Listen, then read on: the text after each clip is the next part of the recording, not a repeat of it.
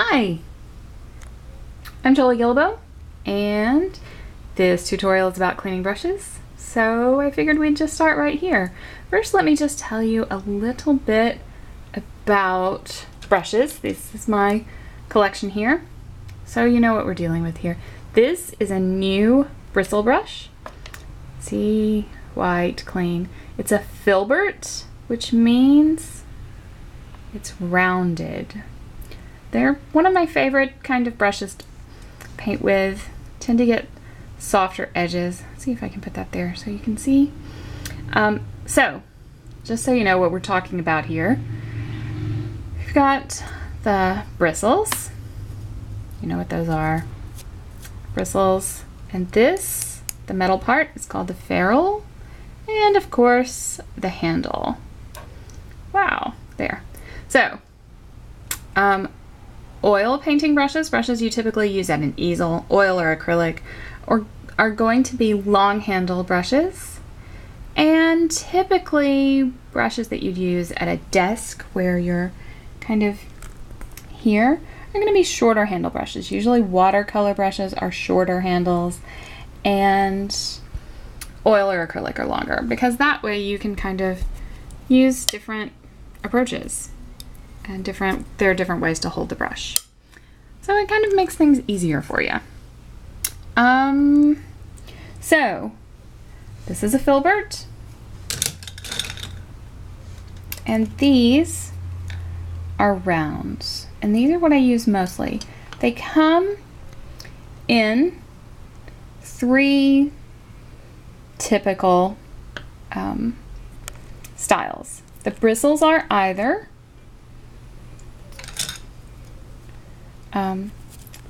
bristle, hog bristle is typically what they're called. It's a natural bristle. It's pretty stiff. You can hear that noise. That's kind of a natural bristle. You get, when you use this kind of brush, then you're gonna get a lot more lines in your paint, a lot more texture. Good for applying thick coats of paint, and just kind of good all around. So this is also hog bristle. However, it is a hog bristle after much use. You can see that the pigments from the paint have kind of dyed this. Dyed the bristle, made it a little darker. It's actually kind of green. It's kind of hard to see that in the video. And the next type is a synthetic bristle, which would be something like this. This is the one that I use for varnish. So it's pretty shiny. You can see it. It's pretty stiff. Kind of hard to get the varnish out. Synthetic, oh, here's a better example. Synthetic is a softer bristle. It's gonna be, this is a bright, which refers again to the shape of the brush. So it's going to be a shorter, flat edge brush. So synthetic, it's smoother, kind of soft. A lot of makeup brushes or things like that are often with a soft synthetic. It's usually a nylon, something like that. It's nice for watercolor. My favorite, however, I don't have very many of them, are sable brushes. And this, can see if we can get that where you can see it. Oh, maybe not. Is a Kolinsky red sable. And these are just glorious to paint with. You really don't need very many of them. One, because they're expensive. Two, because you're usually just using them for detail. See, you can get some nice, really thin lines with that. And so compare that to this. Same pressure, but I can't get that thin line. It's just kind of dots. So, these are really great for details and small little highlights, things like that. The other thing, while we're here, to consider with this is that when you're painting with a brush like this, where you want to preserve the point of that brush as long as you possibly can, because if you keep your brushes clean and you take care of them, then they'll last for years. So you want to just keep the paint right on the tip of this brush. You don't want to ever really get, you don't ever really want to get paint on a brush like this close to the ferrule. You want to keep it right on the tip. So that's just something else to consider.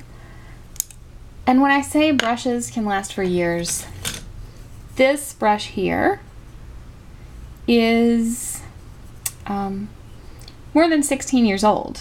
I got it for my very first real painting class. And honestly, I don't use it very often because it's kind of this crazy fan shape. It's used for very specific techniques, but I keep it just as a reminder that this is where I began. So it has a pretty prominent place there in my brush bowl that's attached to my wall next to the easel. And yeah, so I've just finished painting here. I've got all my paint. These are the 3 brushes that I just used. And just so you can see, let's see if we can hold this up to the light. See how that brush is all split, frayed? It's pretty stiff. Can't get a nice edge with it. It's pretty wonky all around. Do you know why? Because I forgot to clean it one day. That is not good. So, do what I say, not what I do. Meanwhile, I use it for bristly things. If I want some ragged edges, you can still use the brushes. They will last much longer if you clean them regularly. Okay, so let's begin the cleaning process. Now that I've given you some background and lectured you just a bit. So, when you finish painting, the first thing that you want to do is kind of I generally wipe my brush down with a paper towel, but here I'm just going to do it here so you can see what's happening. I'm just going to kind of pull off the excess paint. I'm using a paper palette here, so I'm just going to pull off the extra paint, and then I'm going to dip it down here in my mineral spirits. So let me just very quickly show you what's going on with this thing. This little container seals up like this. It makes it leak proof. Snap those things down, and it has a seal here, and it has this nice fancy little basket, and you can see there are a hole in there, and that allows the sediment from the paint to go down and keep your mineral spirits cleaner. It's also easier on your brushes because, well, you know, we all forget and sometimes leave our brush in, sitting upright in the pot of mineral spirits, like this. Not that I ever do that. You're never ever supposed to. But sometimes it happens just for a few minutes. So that keeps the brush out of all of that extra paint sediment and kind of keeps it clean. Also, there's a nice little thing here where you can, drain the brush a bit. And we are ready to go to the sink.